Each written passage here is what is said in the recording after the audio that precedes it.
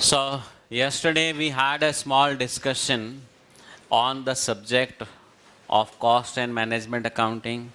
तो cost of a product का मतलब तीन चीज़ें, मटेरियल, लेबर, एक्सपेंसेस।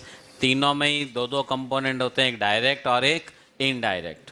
तो direct material, direct labour, direct expenses, ये किसी भी प्रोडक्ट की प्राइमरी कॉस्ट है, पर उसके अलावा दूसरे खर्चे भी लगते हैं। और वो जो इनडायरेक्ट मटेरियल, इनडायरेक्ट लेबर और इनडायरेक्ट एक्सपेंसेस हैं, उनको कलेक्टिवली क्या कहा जाता है? ओवरहेड्स। और अगर मैं प्राइमरी कॉस्ट में ओवरहेड्स भी जोड़ दूं तो प्रोडक्ट की क्या आ जाएगी? Total cost.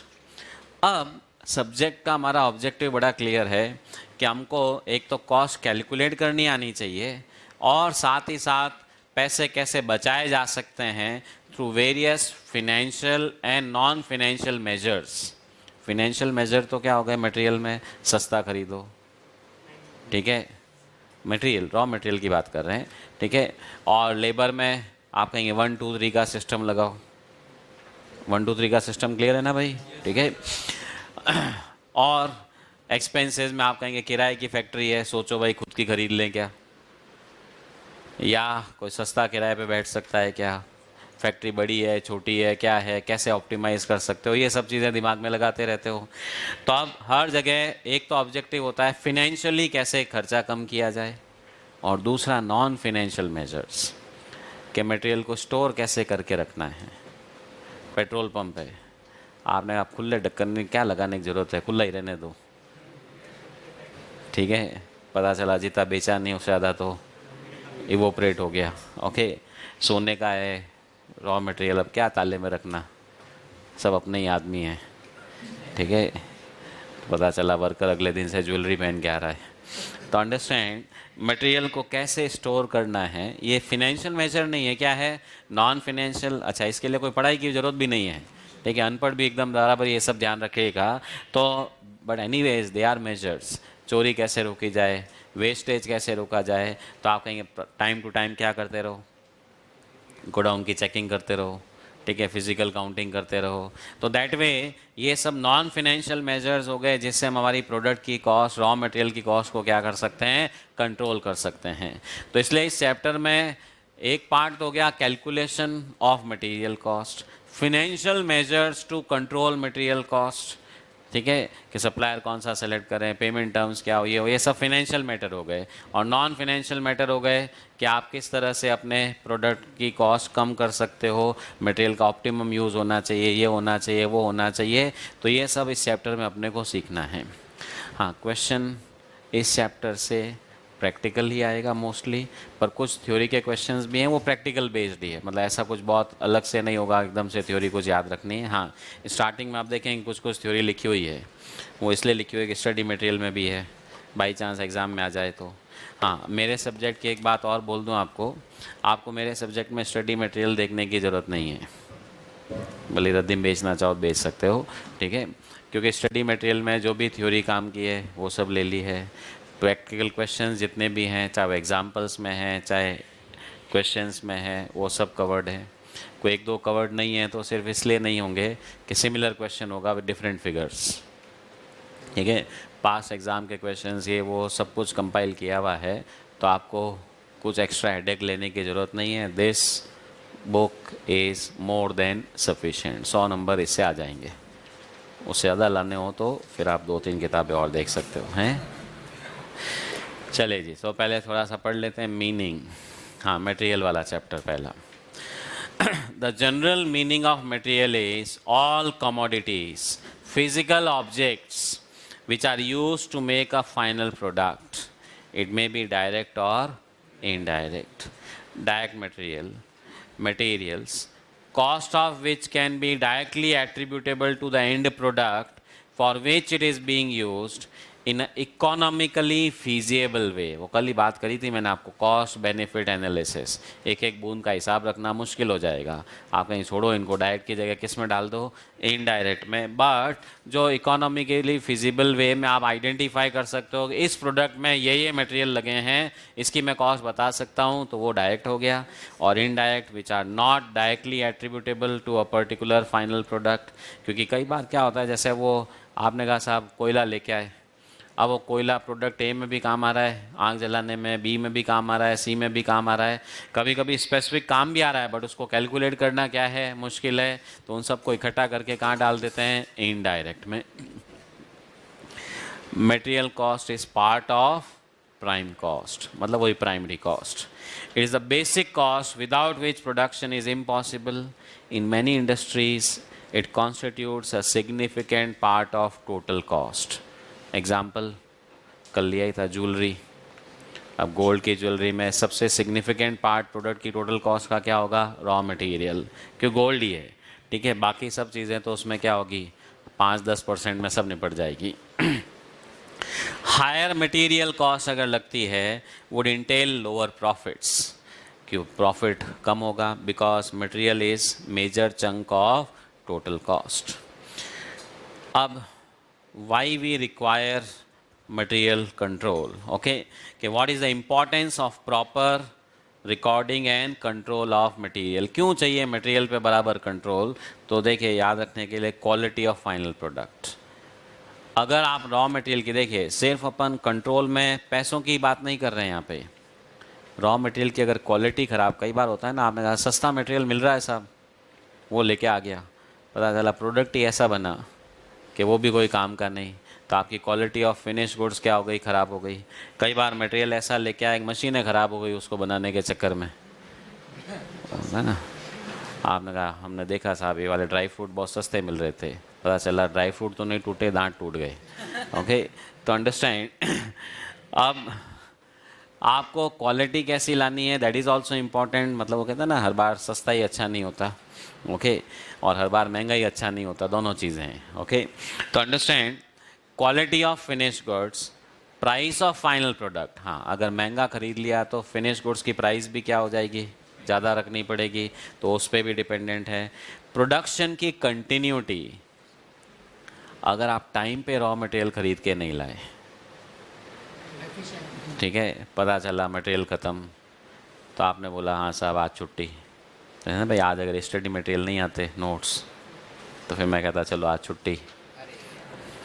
क्या हुआ? छुट्टी मिलेगी आपको 5 महीने बाद, पूरी छुट्टी है, ठीक है, आप घबराओ मत। तो अंडरस्टैंड, कंटिन्यूटी ऑफ प्रोडक्शन तभी पॉसिबल होगा जब टाइम टू टाइम मटेरियल आपके गोडाउन में आता रहे, ठीक है, काम रुके नहीं। वेस्टेज एंड अदर लॉसेस, ध्यान से स्टोर नहीं किया तो वही wastage, loss. Cost of stock holding and stock out, ज़्यादा माल गोडाउन में रखोगे तो आपका होल्डिंग का खर्चा बढ़ेगा, स्टॉक को होल्ड करके रखने का। देखिए, एक तो गोडाउन बड़ा चाहिएगा, पैसे ज़्यादा लगा के रखने पड़ेंगे, वेस्टेज भी क्या होगा, ज़्यादा होगा।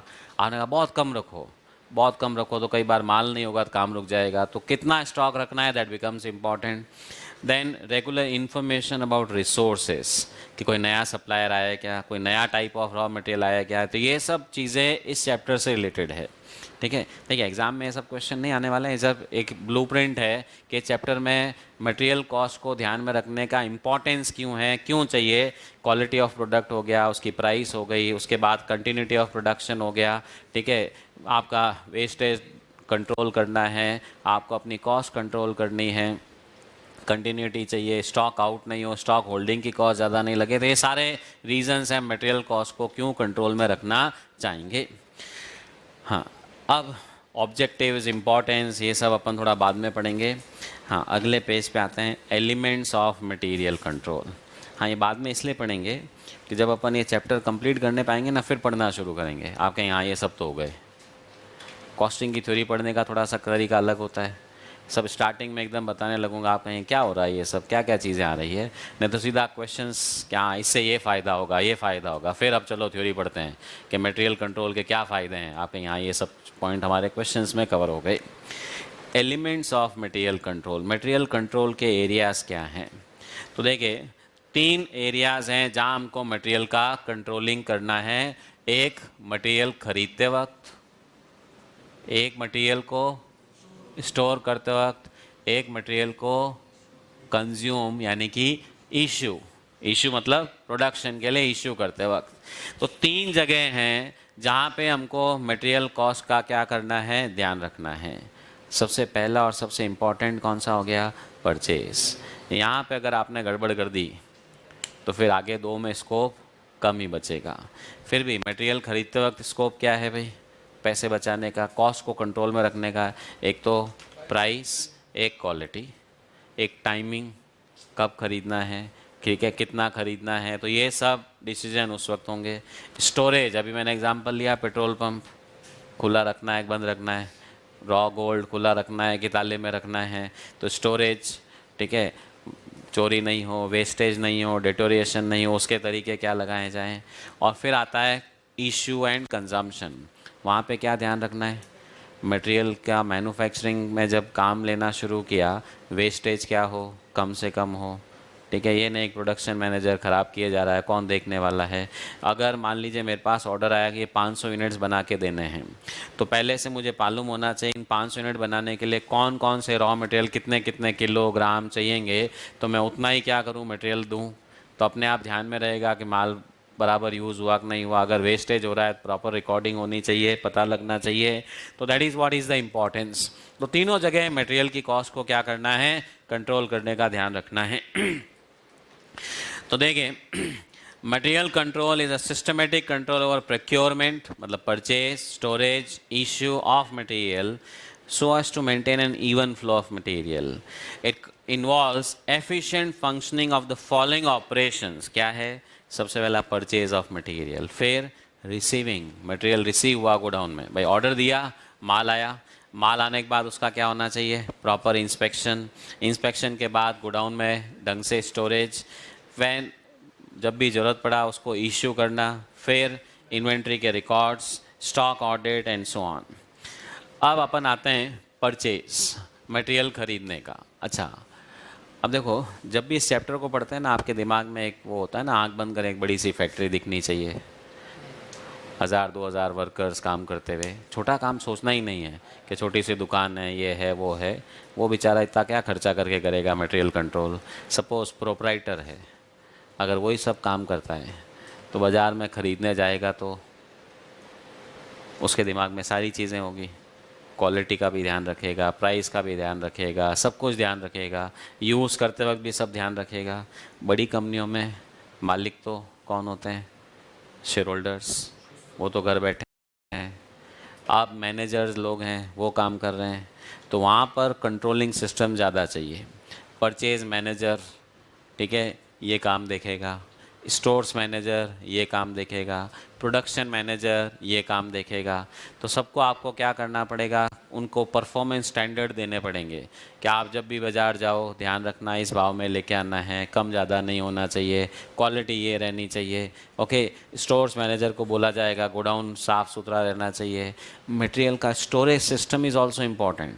ये नहीं जहाँ खाली हो वहाँ रख दे भाई, फिर ढूंढते रहो 10 जने मिल के कि मटेरियल कहाँ पड़ा है।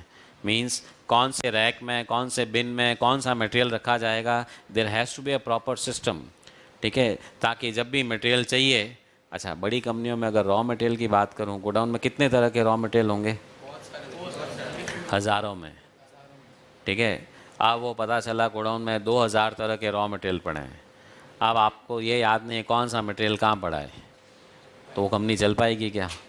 वो आज ऑर्डर आएगा प्रोडक्शन वालों का, हाँ ये 2 किलो भेजो, तो कि 2 दिन बाद आना भाई, ढूंढते हैं अब आपका 2 किलो कहाँ पड़ा है, 10 आदमी लगाए हुए हैं, ठीक है, ढूंढ रहे हैं सब इधर उधर इधर उधर, ठीक है। तो understand the system has to be there, ठीक है, दैट कम टाइम में वो आप मटेरियल रिट्रीव करके दे सको। मालूम होना चाहिए, हाँ मान लीजिए पता अलग अलग रैक्स बनी हुई है, हाँ इस रैक नंबर 4 में जाना, उसके रो नंबर 3 में मटेरियल पड़ा होगा, ठीक है, फटाफट निकाल के लाया। तो दैट इज़ हाउ मैं था ना, आप कोई मान लीजिए स्टेशनरी की दुकान पे गए कि ये बुक चाहिए, ये तो नहीं ठीक है 2-1 दिन रुक भाई, ढूंढता हूँ, मेरे यहाँ पे हज़ारों बुक पड़ी है, तेरी बुक कहाँ पर है।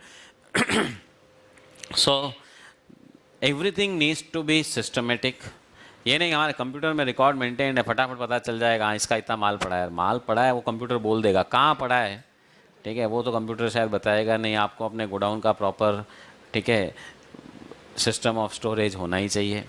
तो अब सबसे पहला काम है परचेज डिपार्टमेंट का। अच्छा, बड़ी कंपनियों में क्या होगा, you will have a complete purchase department. हो सकता है 2-3 परचेज मैनेजर्स हों, एक का काम है इस रॉ मटेरियल का ध्यान रखना, एक का ये काम, दूसरे का ये काम। हो सकता है थोड़ी छोटी कंपनी है तो एक ही परचेज मैनेजर है, स्टोर्स मैनेजर अलग है, प्रोडक्शन मैनेजर अलग है, और एक हमारा सीएमए भी बैठा है, कॉस्ट अकाउंटिंग डिपार्टमेंट, ठीक है। हिसाब किताब रखने की जिम्मेदारी कॉस्ट अकाउंटिंग की, कि भाई एंट्री करना, ये करना, ठीक है। मटेरियल आया उसका पेमेंट करना है, ये नहीं बस बिल आ गया ना पेमेंट कर दो, और माल भी आया कि नहीं आया पता चला बड़ी कंपनियों में सिर्फ बिल ही आ रहा है।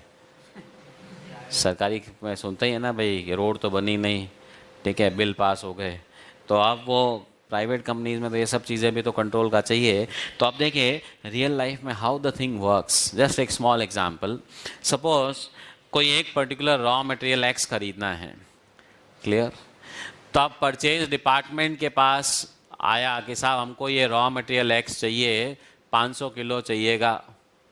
परचेज डिपार्टमेंट का काम क्या है, अब वो ढूंढेगा कि इसके कौन कौन से सप्लायर्स हैं, ओके। अब सारे सप्लायर से कोटेशन मंगा लो, 4 सप्लायर दिखे, हाँ इन सबसे भाव मंगाओ भाई, सबकी प्राइस आ गई, सबके टर्म्स एंड कंडीशंस भी आए, वो भी देखने पड़ेंगे। किसी ने कह दिया साहब कुछ भी ख़राब निकलेगा वापस ले जाऊंगा, कुछ ना का ख़राब निकले आप जानो, तो ये भी तो एक इम्पॉर्टेंट हो गया। फिर प्राइस, टर्म्स ऑफ डिलीवरी, किसी ने कहा मेरी फैक्ट्री से आपको ही ले जाना पड़ेगा, मैं तो डिलीवर नहीं करता।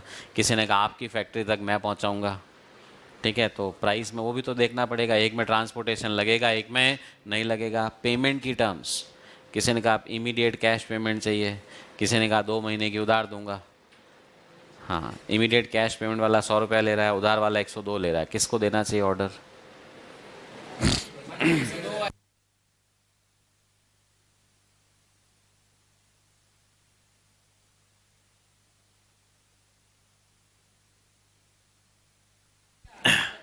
इट विल डिपेंड, हमारी जेब क्या अलाउ करती है।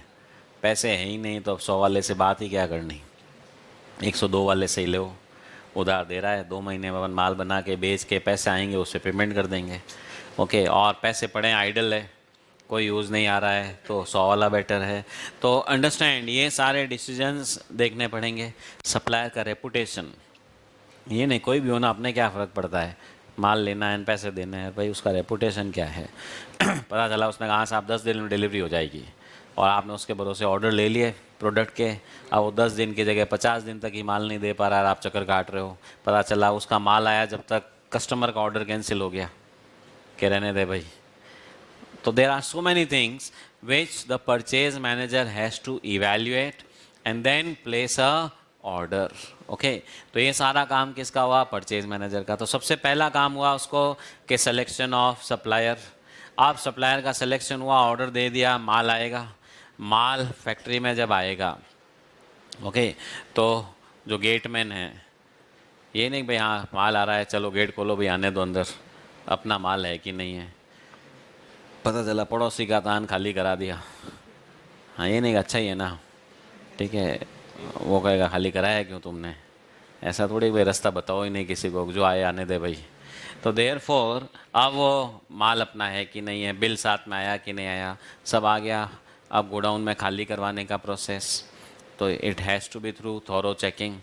मतलब वहाँ पर क्या होगा, इंस्पेक्शन स्टाफ आएगा, हाँ भले वो स्टोर डिपार्टमेंट का ही आदमी होगा चाहे कोई भी होगा, क्या काउंटिंग करेगा कितने यूनिट्स आए हैं, बिल में कितने लिखे हुए हैं, सेम है कि नहीं है। रिसीव करते वक्त पता चला 2-4 पैकेट तो फटे हुए हैं, कि वापस ले जा भाई, रिटर्न, ओके। माल रिसीव हो गया, चेक हो गया, ओके, ठीक है। फिर गोडाउन में जाकर के क्या करोगे, प्रॉपर स्टोरेज, किस तरह का मटेरियल है दैट विल डिसाइड, ओपन में स्टोर करना है, बंद में रखना है, ताले में रखना है, कहाँ रखना है, ओके। गोडाउन में लोकेशन इज़ ऑल्सो इम्पॉर्टेंट। पता चला आपका गोडाउन ही आधा किलोमीटर लंबा है, कौन सा मटेरियल गोडाउन में गेट के पास होना चाहिए, कौन सा पीछे होना चाहिए, that is also scientifically to be done. जो मटेरियल रोज़ दिन भर इश्यू होता रहता है, आपने रखा उसको आधा किलोमीटर दूर, ठीक है, वर्कर 2 की जगह 4 रखने पड़ेंगे, बेचारा कितने चक्कर काटेगा दिन में। ओके, और वो अगर गेट के पास रखा है तो इमीडिएटली इशू हो गया। इसका मतलब जो फ्रीक्वेंटली यूज मटेरियल है गोडाउन में गेट के पास होने चाहिए, जो कभी कभार यूज़ आता है आप कहेंगे पीछे रखोगे तो भी चलेगा, ठीक है। So that is how godown का प्लेसमेंट क्या है। अच्छा, गोडाउन है कहाँ पे, दैट इज़ ऑल्सो इम्पॉर्टेंट। आप जब अपना फैक्ट्री का डिज़ाइनिंग करते हो, यू नीड टू डिसाइड कौन सा डिपार्टमेंट कहाँ पे होगा। आई टेल यू, सबसे ज़्यादा इंपॉर्टेंट होता है HR डिपार्टमेंट। वो हमेशा फैक्ट्री के गेट पे होगा। किसी को फैक्ट्री में घुसना है, भाई कौन है, वर्कर है तो साइन कर अटेंडेंस रजिस्टर, कितने बजे आया कितने बजे गया। अब आपकी ये फैक्ट्री है, ठीक है, ये गेट है, आपने HR डिपार्टमेंट बनाया है यहाँ पे, ठीक है। आप वर्कर जब भी फैक्ट्री में आता है सुबह सुबह अटेंडेंस लगानी है। पहले बेचारा आधा किलोमीटर चल के यहाँ पहुँचा, अटेंडेंस लगाई, फिर उसका डिपार्टमेंट है यहाँ पे, यहाँ काम किया, शाम को फिर इधर पहुँचा, फिर आएगा। और ये अगर फैक्ट्री के गेट पे है, ठीक है, टाइम आपका क्या हुआ, बचा। अच्छा, टाइम बचा, अच्छा, तो ऑब्वियसली प्रोडक्टिव आवर्स बढ़ेंगे। उसी तरह से अब गोडाउन कहाँ लोकेट करना है, पता चला कि ट्रक अंदर घुस ही नहीं सकती, ठीक है, और माल पहले बाहर ट्रक यहाँ पे गेट खाली करो, फिर उठा के अंदर ले जाओ, और एक एक ट्रक की सीधी क्या हो, गोडाउन तक चली जाए, सीधा वहीं खाली हुआ। आपका ट्रांसपोर्टेशन कॉस्ट, ठीक है, जो लोडिंग अनलोडिंग का खर्चा है वो क्या होता है, बचता है। तो you always find factories have to be design scientifically, ठीक है, ताकि आपका सब खर्चा क्या हो, कम से कम हो, ठीक है। यू मिनिमाइज ऑन दो कॉस्ट। हो सकता है आप फैक्ट्री का एक गेट और रखो जो इमरजेंसी टाइम में खोला जाए, कि जब भी रॉ मटेरियल आएगा, मान लीजिए यहाँ पे आपका गोडाउन है, कि रॉ मटेरियल जब भी आएगा यह गेट से सीधा ट्रक अंदर आया, खाली हुआ, वापस लॉक लग गया। तो something like that needs to be design depending on the type of industry. Godown में पहुंच गया, अब मटेरियल जब भी चाहिए, किसको चाहिए होता है मटेरियल, प्रोडक्शन डिपार्टमेंट को। तो जब भी मंगाएगा तो अगेन स्टोर्स डिपार्टमेंट वाला निकाल के देगा, ठीक है। फिर इसका काम है वो ध्यान से काम में ले। अब बड़ी ऑर्गेनाइजेशंस में ये सब काम मैंने डिस्कस तो कर लिया, हर एक चीज़ का पेपर का एविडेंस चाहिए, डॉक्यूमेंट्री एविडेंस जिसको बोलते हैं। प्रोडक्शन डिपार्टमेंट ने कहा 2 किलो माल भेजना भाई, फ़ोन कर दिया स्टोर्स वाले को, उसने कहा हाँ भेज रहा हूँ, भेज दिया, नहीं चलेगा। कल को मना कर दे, मैंने तो बोला ही नहीं, कब भेजा, किसको भेजा, ठीक है, ये कहते मैंने इशू किया ना, किसको इशू किया। तो understand, documentary evidence is required. Means what, जब भी प्रोडक्शन वालों को माल चाहिएगा वो एक रिक्वेजिशन नोट बना के देंगे, पर्ची बना के देंगे कि ये वाला माल इतना इतना इशू कर दो। वो पर्ची इसका एम्प्लॉय यहाँ ला करके देगा, वो पर्ची अपने फाइल में लगाएगा, फिर माल देगा। कल को मना कर दे, देखो साहब आपकी पर्ची आई हुई है, साइन हुआ हुआ है, ओके। और ये पर्ची भी एक नहीं 2 कॉपी में बनेगी, एक कॉपी तो आएगी इसके पास, एक कॉपी आएगी इसके पास। ये बैठ के हिसाब किताब लगाएगा ना, ये वाला माल कौन से प्रोडक्ट के लिए मंगाया, तब जाकर के वो कॉस्ट निकालेगा, ठीक है। सेम वे मटेरियल आया, मटेरियल जब आया, रिसीव हुआ, साथ में बिल आया। अब जो मटेरियल इंस्पेक्ट करता है ना, वो बैठ के उसका एक पूरी समरी बनाएगा कि ये वाली क्वांटिटी रिसीव हुई, इतना मैंने रिटर्न कर दिया, ये वाला ख़राब था, ये था। अब वो जब एक नोट बनाएगा, वो नोट की कॉपी इसके पास भी जाएगी, और वो नोट की कॉपी इसके पास भी जाएगी, वो नोट की कॉपी अकाउंट्स डिपार्टमेंट के पास भी जाएगी जिसको चेक बना के देना है। ये थोड़ा एक बिल आ गया बस पेमेंट हो जाएगा, माल पता चला रिटर्न किया है। तो समझिए, सिर्फ काम अच्छा करने से काम नहीं होगा, साथ में फिज़िकल डॉक्यूमेंट्स कई तरह के मेंटेन करने पड़ेंगे।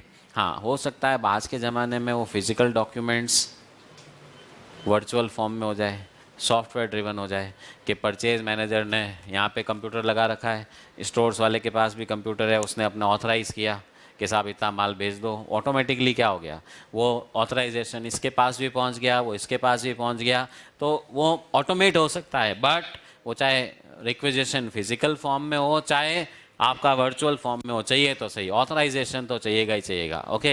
अब ये जब तक ये नोट नहीं बनेगा, ये गोडाउन वाला माल ही नहीं लेगा कि किसका माल है भाई, किसने चेक किया, कल को नहीं तो उसके ऊपर आ जाएगा। कि देखिए, जब ओनरशिप नहीं होती है ना, तो obviously you need to devise checks and control, ताकि आपका बिजनेस क्या हो, सिस्टमेटिकली चलता रहे, ओके। तो अब इस तरह से सारा डॉक्यूमेंटेशन होगा, हर एक चीज़ इसको भी पता होनी चाहिए, तब जाकर के प्रोडक्ट की कॉस्ट क्या होगा कैलकुलेट कर पाएगा, ठीक है, कि इस प्रोडक्ट में ये वाला माल गया, इस तारीख को गया, ये गया, वो गया, everything needs to be recorded properly, okay, अपने अकाउंट्स में ट्रेडिंग अकाउंट बनाते हैं जीपी निकालने के लिए, उसमें बैलेंसिंग फिगर क्या होता है?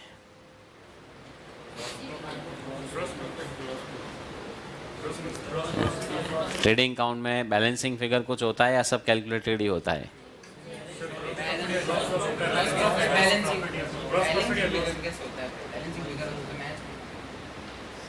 ट्रेडिंग अकाउंट की बात कर रहा हूँ मैं, बैलेंस शीट की बात नहीं कर रहा हूँ।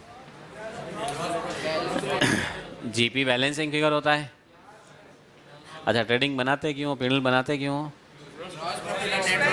प्रॉफिट निकालने के लिए बनाते हो, तो वो बैलेंसिंग फिगर ही तो होगा। आपका तो नहीं हो तो पल्ला पता ही है, फिर बनाई क्यों रहे हो? अगर आपको पहले से पता हो रिजल्ट ये आएगा तो फिर एग्जाम ही क्यों दे रहे हो? ठीक है, तो बैलेंसिंग फिगर इज जीपी। अच्छा, क्लोजिंग स्टॉक कैसे आता है?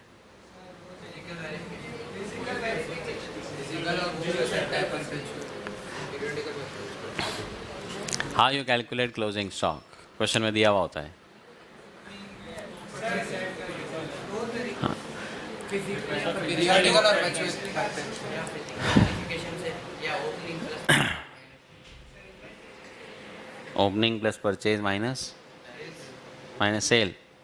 Direct expenses plus purchase minus आप करो ओपनिंग प्लस परचेज माइनस, इससे क्लोजिंग आ जाएगा माइनस COGS। अच्छा, COGS कैसे निकलता है?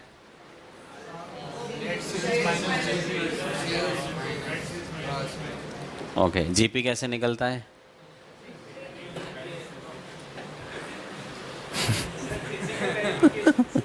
तो पहले कौन आएगा, मुर्गी या अंडा है जी? पहले जीपी आएगा या पहले क्लोजिंग स्टॉक आएगा? तो कैसे आएगा वो? आप क्लोजिंग स्टॉक अगर इससे आना है तो इसके लिए जीपी चाहिए, तो ये आएगा तब ये आएगा। और आप कह रहे हो जीपी तब आएगा जब पहले क्लोजिंग स्टॉक होगा।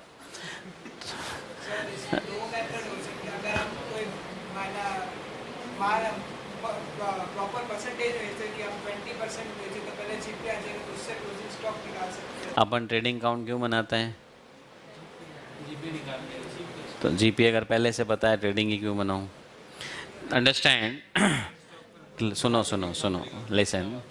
क्वेश्चंस में कई बार क्या होता है कि आपके पास इंफॉर्मेशन नहीं होती है, ये होती है, तो आपने कहा चलो ये भी एक तरीका है। क्वेश्चन में खूब सारे तरीके हो सकते हैं।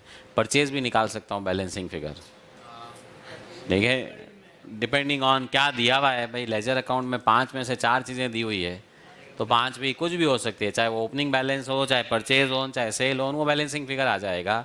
बट रियल लाइफ में ये बैलेंसिंग फिगर होता है, ये पहले से कैलकुलेटेड होता है। अब ये कैलकुलेट कैसे होता है? गोडाउन में जाना पड़ता है, पेन पेपर लेकर के, एक एक माल के लिए ये पड़ा है, इतनी क्वांटिटी पड़ी है, ये भाव का ख़रीदा हुआ, बैठ के जोड़ लगानी पड़ती है, पसीना बहाना पड़ता है, तब जाकर के स्टॉक की कैलकुलेशन होती है। तो इसका मतलब स्टॉक का वैल्यूएशन करना पड़ता है इवन अकाउंट्स के लिए भी। इस मतलब वो गोडाउन ढंग से मेंटेन होना चाहिए, रिकॉर्ड्स आपके पास होने चाहिए, तभी आप क्लोजिंग स्टॉक की क्या कर पाओगे, कैलकुलेशन भी कर पाओगे। तो इसका मतलब मेरा कॉस्ट अकाउंटिंग डिपार्टमेंट जो है वो फिनेंशियल अकाउंट्स को भी क्या करेगा, हेल्प करेगा, कि वहाँ पे आपको सब डेटा मिल जाएगा कि how much stock is there. तो इसके अलावा कोई तरीका होता ही नहीं है। हाँ, आपने कहा हमारे तो कंप्यूटराइज्ड अकाउंट्स है, होता है ना, आप कोई भी शॉपिंग मॉल में जाओ, बार कोड से बिल सीधा उससे ही होता है, स्कैन किया, आप कहेंगे जब माल आता है ना तब भी बार कोडिंग से ही माल आता है, जाता है जब भी बार कोडिंग से ही जाता है। वो सॉफ्टवेयर ही बताता रहता है, वो सॉफ्टवेयर तो सिर्फ वो बताएगा जो बार कोड से निकला, ठीक है। कोई जेब में डाल के अलग से ले गया, आपने बिस्किट का पैकेट है, खा के ही निकल जाऊँ, अब कर लो बार कोड, ठीक है। तो फिज़िकल वेरिफिकेशन तो उसके बाद भी चाहिएगा ही चाहिएगा। तो वो भी हमारे इस मटेरियल चैप्टर का क्या हो गया, पार्ट हो गया। फिज़िकल वेरिफिकेशन से 2-3 चीज़ें निकलेगी। क्लोजिंग स्टॉक पता चलेगा, कंप्यूटर के स्टॉक में और फिज़िकल स्टॉक में कितना फ़र्क था वो पता चलेगा। वो फ़र्क से पता चलेगा कि वो चोरी के कारण हुआ है या नॉर्मल वेस्टेज डेटोरिएशन है, ठीक है। कि हाँ, एक बिस्किट का पैकेट दिखा था, चूहे ने खाया हुआ था, तो वो ठीक है, नॉर्मल है कि अब नॉर्मल है, क्या आपने कहा यहाँ तो चूहे खूब है, नॉर्मल है। यह एबनॉर्मल है जी। हाँ जी, तो हाँ ये भी नहीं कह सकते हमारे यहाँ चोरी होती रहती है इसलिए नॉर्मल है, ठीक है। Abnormal will always remain abnormal, ठीक है। जस्ट बिकॉज फ्रीक्वेंसी अच्छी है does not makes it normal, ठीक है। चलिए जी, सो अब अपन परचेज मैनेजर देखिए, परचेजिंग ऑफ मटेरियल क्या लिखा है, this function is headed by purchase manager, his responsibility includes to determine whether there is a need to purchase, खरीदना भी है कि नहीं खरीदना है, ठीक है। पता चला हाँ ये वाला मटेरियल ख़त्म हो गया, ठीक है वापस मंगा लेता हूँ, और भाई देखो कहा किसने मंगाने का, बड़ी मुश्किल से तो निपटाया है, ठीक है। अब ये प्रोडक्ट वापस आके बनाना भी नहीं है, तो whether there is a need to purchase, identify the supplier, किससे खरीदना है, फिर क्या है भाई, to invite quotations, to screen the quotation मतलब evaluate the quotations and choose the best, उसके बाद place an order and to follow up and ensure timely delivery, फिर उनको फॉलो अप भी तो करते रहो, क्या हुआ भाई माल आया नहीं, टाइम पे आया कि नहीं आया, okay. This is a very sensitive and crucial process, though for every organization, but specifically for organizations where public money is involved. हाँ ये इंस्टीट्यूट ने इस बार नए सिलेबस में ऐड किया है, पब्लिक सेक्टर गवर्नमेंट की परचेजिंग, ठीक है। Selection process of supplier could be a gray area which attracts special attentions of regulators like CVC, Central Vigilance, CAG, Comptroller and Auditor General of India, auditors and others. यहाँ पे सबसे ज़्यादा फर्जीवाड़ा हो सकता है, ये थोड़ा इंस्टीट्यूट ने ऐड किया भाई गवर्नमेंट कंपनीज़ में, ठीक है। गवर्नमेंट में आजकल जो भी परचेजिंग होती है ना सेंट्रल गवर्नमेंट की, there is a portal called as GeM, government e market place. पहले तो गवर्नमेंट परचेजिंग का सिस्टम क्या था, टेंडर मंगाए, टेंडर खोला, दे दिया ऑर्डर, अब गवर्नमेंट ने ऑनलाइन कर दिया है, ठीक है। जिस डिपार्टमेंट को भी चाहिए वो इस जेम वाले पोर्टल पे अपनी रिक्वायरमेंट प्लेस कर दो कि भाई मेरे को 100 टेबलें चाहिए, 50 कुर्सियाँ चाहिए, ये चाहिए वो चाहिए, और इस जेम पे जितने भी सप्लायर्स रजिस्टर्ड हैं सबको कोटेशन दिखेगा, सबको टेंडर दिखेगा, सब ऑनलाइन क्या करेंगे अपने अपने रेट्स कोट कर देंगे, फिर वो डिपार्टमेंट क्या करेगा सिलेक्शन कर लेगा। और अभी रिपोर्ट आई थी पिछले 6 साल 7 साल में जब से चालू हुआ है, गवर्नमेंट है सेव्ड अराउंड 45,000 करोड़, 45,000 करोड़ रुपए गवर्नमेंट ने बचा लिए हैं, ठीक है। मतलब जो टेबल पहले 2000 में आती थी पता चला वो 800 में ही आ रही है, कि पहले तो अपने चहेतों को हाँ भाई तू टेबल दिल रहे, ठीक है, टेबल आ रही है नहीं आ रही है, रेट्स हो रही है नहीं हो रही है। और साथ में गवर्नमेंट ने इसमें बेनिफिट क्या किया है कि जेम में जो सप्लायर्स हैं वो सब MSME इंडस्ट्रीज़ होगी, माइक्रो स्मॉल मीडियम, बड़ी कंपनियां नहीं, तो अपने आप छोटी ऑर्गेनाइजेशंस को भी क्या हुआ है सीधा गवर्नमेंट सप्लाई करने का फ़ायदा मिला है, ओके। सो देखिए अगला paragraph, the selection process starts with inquiry, request for proposal, क्या आप प्रपोजल भेजिए साहब, नोटिफिकेशन इनवाइटिंग टेंडर्स, वही टेंडर इनवाइट करो, the geographical area for inquiry RFP or NIT can be local or global depending on the proprietary availability government guidelines for material to be purchase. आप कहीं supplier कौन सा ढूंढना है, local होना चाहिए, एक नेशनल या ग्लोबल, तो डिपेंड करेगा गवर्नमेंट के रूल्स रेगुलेशंस क्या है। कई सारे रॉ मटेरियल आप इंपोर्ट कर ही नहीं सकते तो इंडिया वाले से ही लेना पड़ेगा, कई बार करते हैं ना गवर्नमेंट इंपोर्ट बैन कर देती है, रीज़न डोमेस्टिक इंडस्ट्री को बचाना है, कई बार एक्सपोर्ट बैन कर देती है कि भाई इंडिया में ज़रूरत है, एक्सपोर्ट कहाँ कर रहे हो, ओके।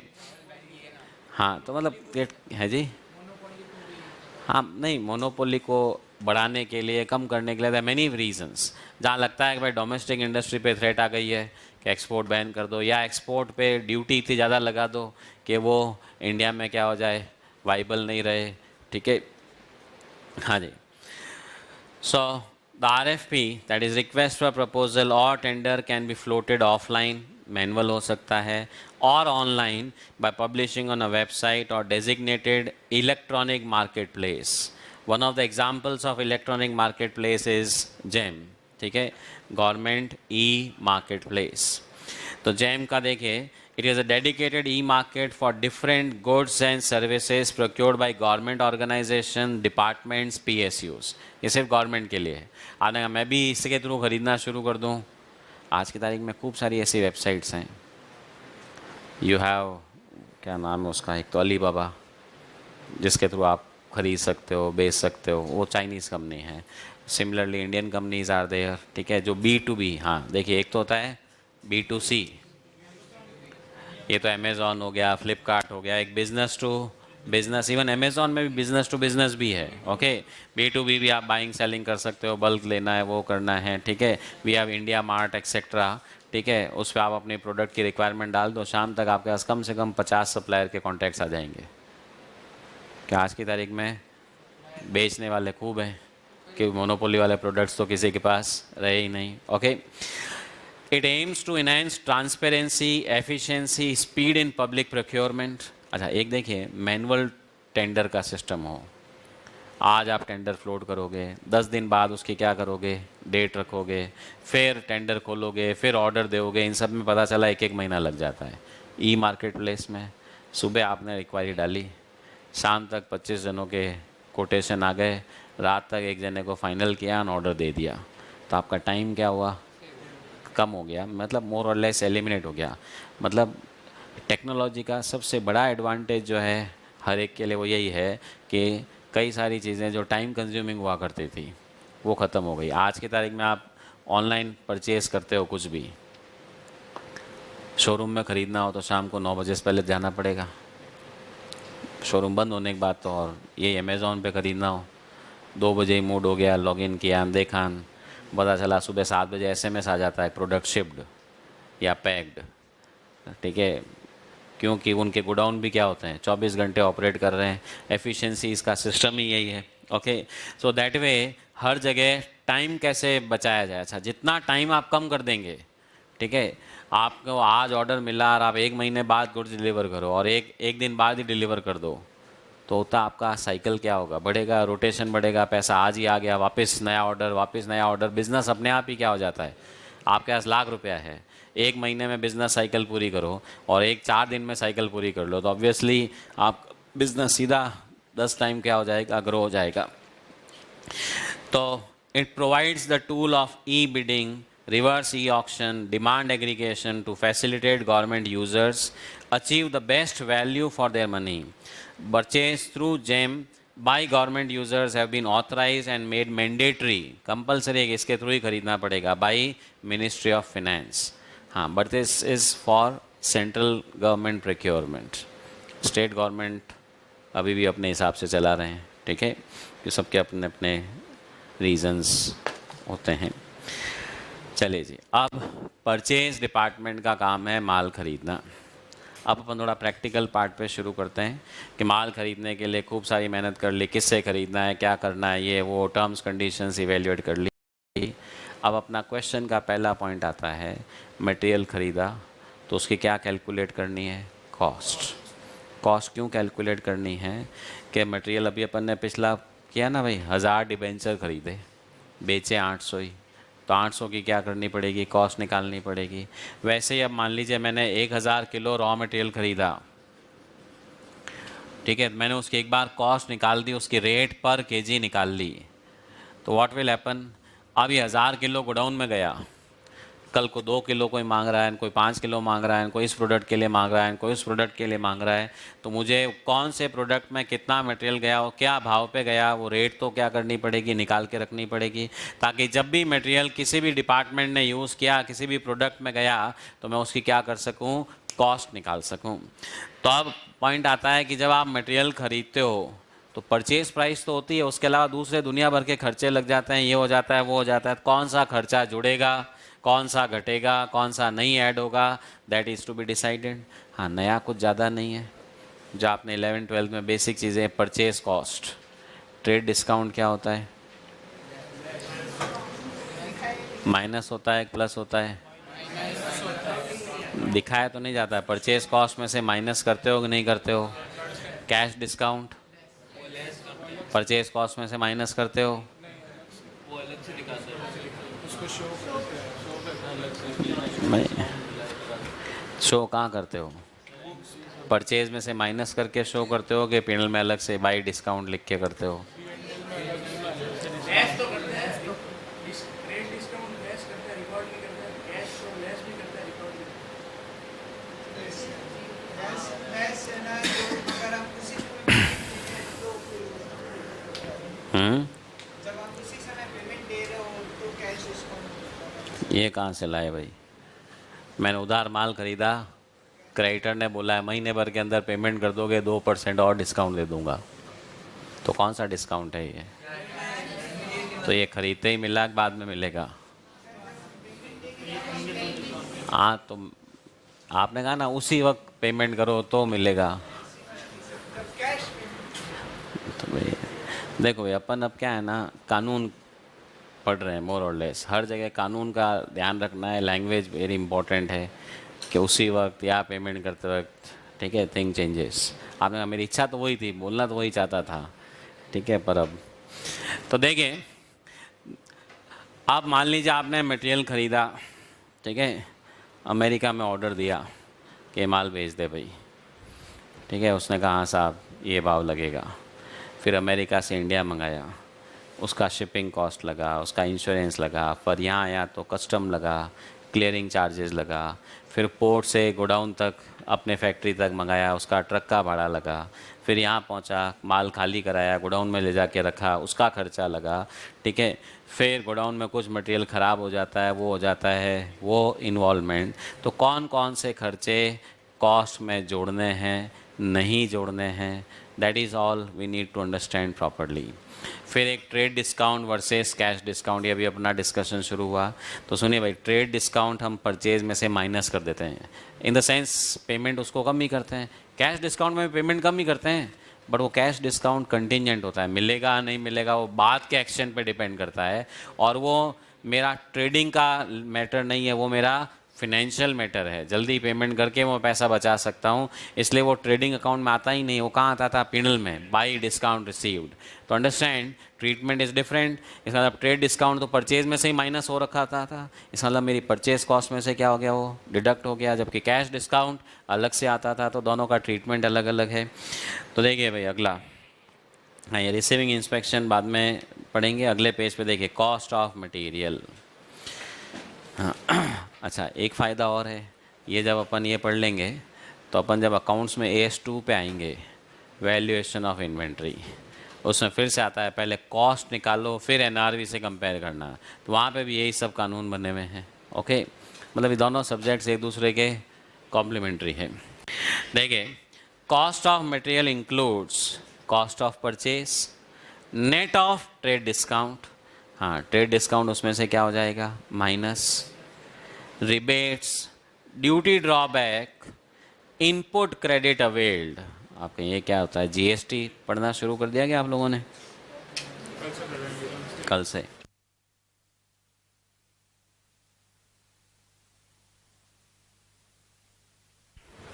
ठीक है, तो ये जो पहला पैराग्राफ है ना जो लिखा हुआ है, ये AS2 की लैंग्वेज है, ठीक है, कॉस्टिंग की लैंग्वेज नहीं है। भले ही लैंग्वेज दोनों जगह सेम काम ले रहे हैं।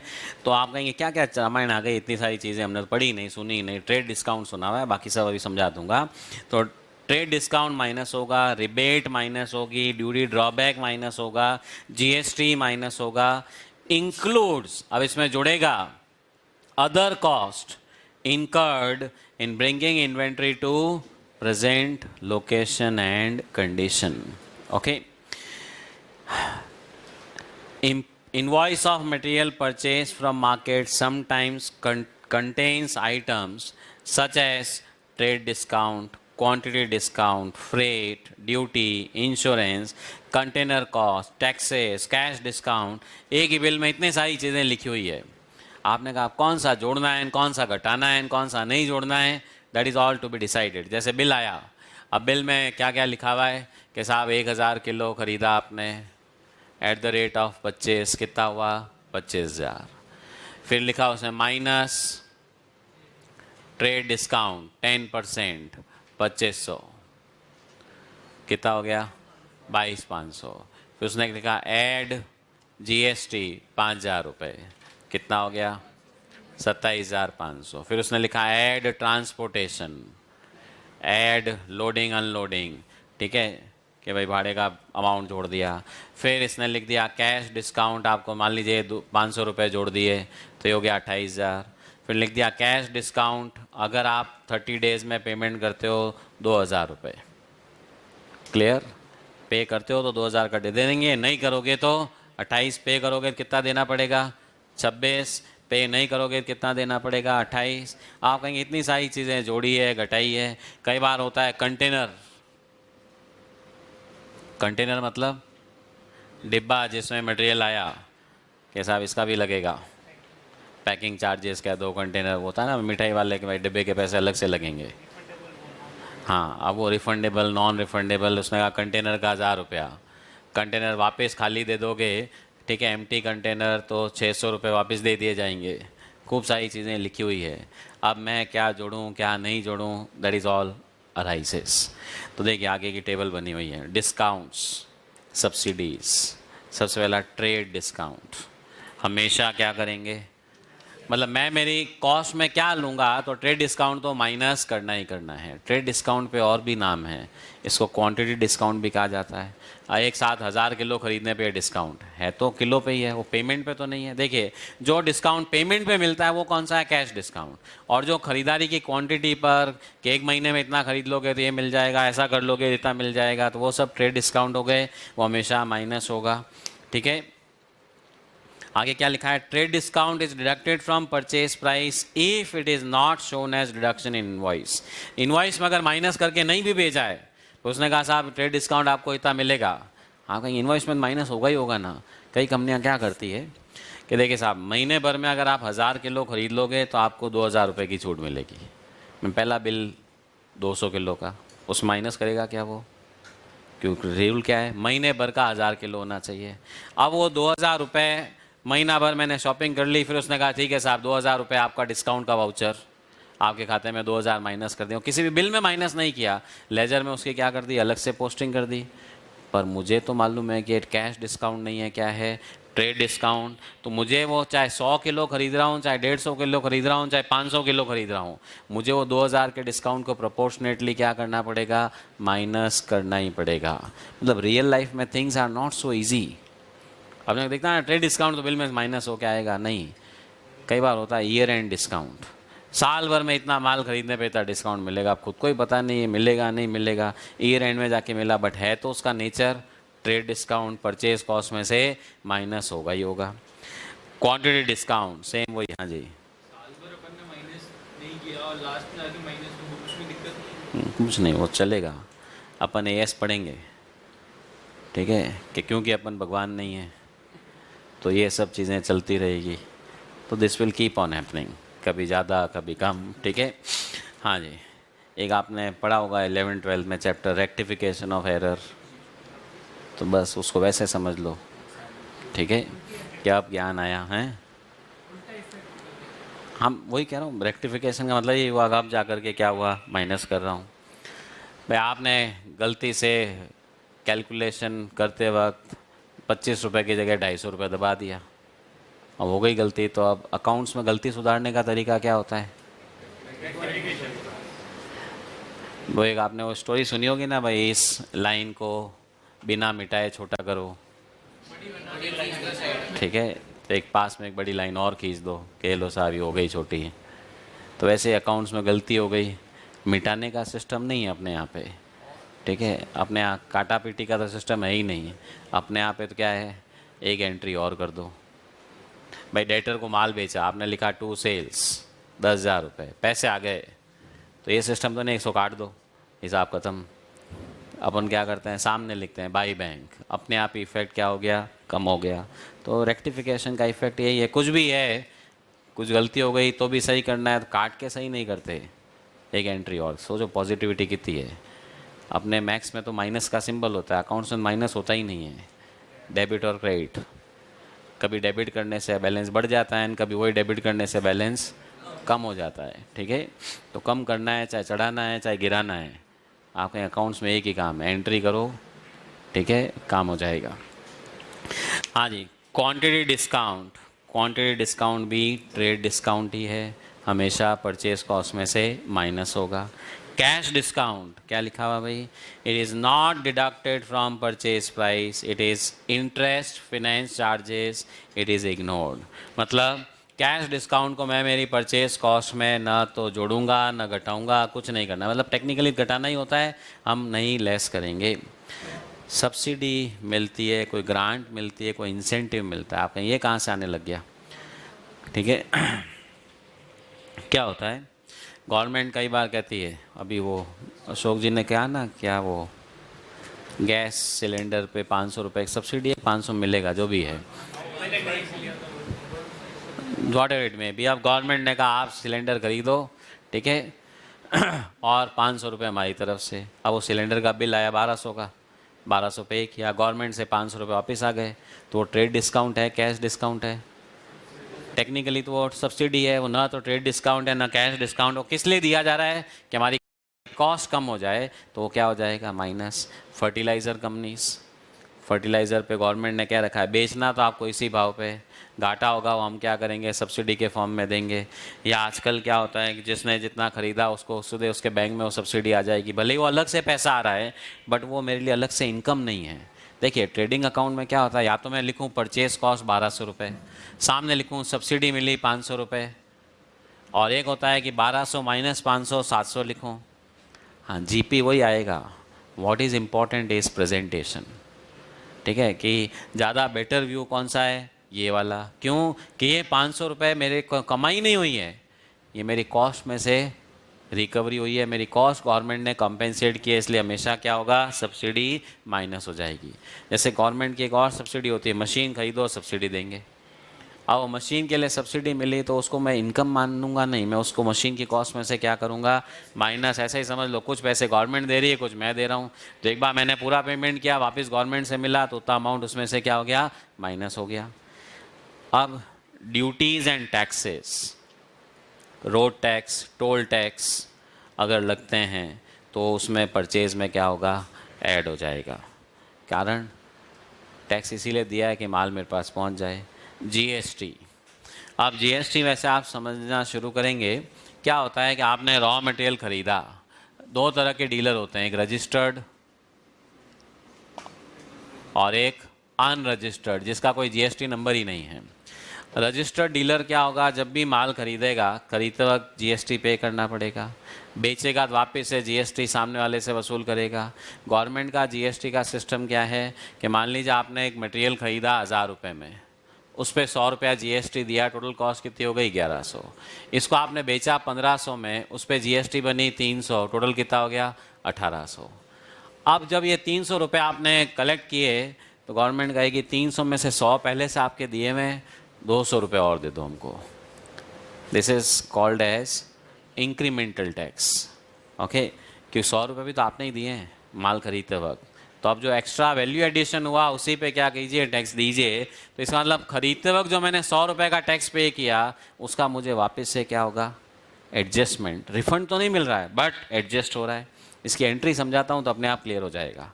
माल खरीदा 1100, सप्लायर को पेमेंट कितना करना है, 2 क्रेडिटर कितना कर दूँ, 1100। आप सुनिएगा ध्यान से, मैं परचेज अकाउंट डेबिट करूँगा 1000 से, जीएसटी का एक तरह से इनपुट अकाउंट में खोलूँगा, मेरे को इसका इनपुट मिलना है, क्रेडिट मिलना है, कितना, ये समझो एडवांस पेमेंट हो गया 100 रुपये, परचेज में कितना गया, 1000। अब माल बेचा, डेटर से कितने पैसे लेने हैं भाई, 1800 रुपये। टू सेल्स में कितना जाएगा, 1500। टू जीएसटी पेबल लिख दो या आउटपुट जीएसटी लिख दो, कितना, 300 रुपया। अब जीएसटी का जब पेमेंट का नंबर आएगा, जीएसटी आउटपुट अकाउंट डेबिट, कितना, 300। टू बैंक कितना पे करूँगा, 200, और ये 100 रुपया क्या हो जाएगा, इनपुट वाला एडजस्ट हो जाएगा, टू जीएसटी इनपुट वाला। हाँ, खाते तो 3 4 4 खुलते हैं, सीजीएसटी, आईजीएसटी, एसजीएसटी, ठीक है। हाँ, बट पॉइंट इज, जो मैंने खरीदने पे जीएसटी पे किया, अगर वो मेरे सेल से एडजस्ट होगा तो एक तरह से ये मेरा एडवांस पेमेंट है, गवर्नमेंट के पास जमा पड़े हैं, जब भी माल बेचूंगा एडजस्ट हो जाएगा। तो कोई एडवांस पेमेंट है, खर्चा कहाँ है ये, तो जब खर्चा ही नहीं है परचेस कॉस्ट में इंक्लूड नहीं हो सकता। मेरी परचेस कॉस्ट क्या रहेगी? 1000।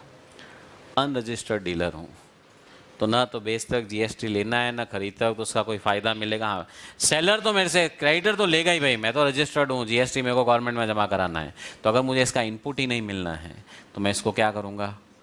परचेज में जोड़ दूंगा, काम ख़त्म। क्लियर? हाँ, कहाँ पे? सप्लायर तो पैसे लेगा कि नहीं लेगा? ये मैं खरीद रहा हूँ, ये मेरा बेचने का बिल नहीं है। और अगर मैं अनरजिस्टर्ड हूँ तो मेरे बेचने के बिल में कोई जीएसटी नहीं होगी, पर ख़रीदने वाला तो रजिस्टर्ड है, जीएसटी जोड़ के ही देगा ना। आप रेस्टोरेंट में खाना खाने जाओ, आगे मेरा कोई जीएसटी थोड़ी है, वो कहेगा मेरे तो है, वो बिल में जीएसटी लगाएगा ही लगाएगा। ओके, अब कभी कभी ऐसा भी हो सकता है मैं रजिस्टर्ड हूँ, सुनेगा ध्यान से, पर ये माल जो मैंने ख़रीदा इस पर जीएसटी का इनपुट नहीं मिलेगा। गवर्नमेंट के ऐसे कई सारे रॉ मटेरियल्स हैं कि इस पर जीएसटी का इनपुट आप नहीं ले सकते। तो नहीं ले सकता तो फिर वो जब बेनिफिट ही नहीं मिलना है, मतलब यहाँ पे 100 रुपये एडजस्ट ही नहीं होंगे, मैं अलग से खाता खोल के क्या रखूँ, फिर वो परचेज कॉस्ट में ऐड हो जाएगा। तो रूल सिंपल सा है, अगर जीएसटी का इनपुट मिलना है तो अलग कर दो, नहीं मिलना है तो परचेज कॉस्ट में रहेगा। सो देखिए क्या लिखा है, GST is paid on supply of goods and provision of services and collected from buyers. It is excluded from cost of purchase, underline करिएगा, if credit for same is available, अगर उसका credit मिलना है। Unless mentioned specifically it is not form part of cost. हाँ, question मना, अब आप कहेंगे क्वेश्चन में क्या मानूँ, जीएसटी का इनपुट मिलेगा कि नहीं मिलेगा? बाय डिफ़ॉल्ट हाँ, अपन ने, मैंने आपको आँख बंद करते ही क्या दिखनी चाहिए? बड़ी फैक्ट्री। अनरजिस्टर्ड होगी कि रजिस्टर्ड होगी? रजिस्टर्ड होगी, बाय डिफ़ॉल्ट जीएसटी का बेनिफिट मिलेगा, परचेज कॉस्ट में इंक्लूड नहीं करूँगा। ये नहीं सोचेंगे नहीं नहीं ये तो अपने गली के बाहर किराने की दुकान वाला है, ठीक है, पान की दुकान वाला है, कहाँ इसको जीएसटी का पता होगा, कॉस्ट में जोड़ दो, नो, ऐड नहीं करेंगे, मतलब मानेंगे इनपुट मिलेगा। कस्टम ड्यूटी, ये क्या होती है भाई? इम्पोर्ट। इम्पोर्ट अगर आप माल करते हो तो उस पर ड्यूटी लगती है, हाँ, उसका कोई बेनिफिट नहीं मिलता, ड्यूटी पे करनी ही करनी है, उसका वापस कोई एडजस्टमेंट नहीं मिलेगा अनलेस एंड अनटिल। एक होता है if it is for re export, माल मंगाया वापस एक्सपोर्ट करना है तो उसमें रेमिशन ऑफ ड्यूटी होता है, बट बाय डिफ़ॉल्ट तो रॉ मटेरियल किस लिए मंगाया है? काम लेने के लिए, तो एक्सपोर्ट तो होगा नहीं, ड्यूटी जोड़नी है, ठीक है। फिर आता है पेनल्टीज़ एंड चार्जेस, ये अपन अब कल डिस्कस करेंगे, ठीक है।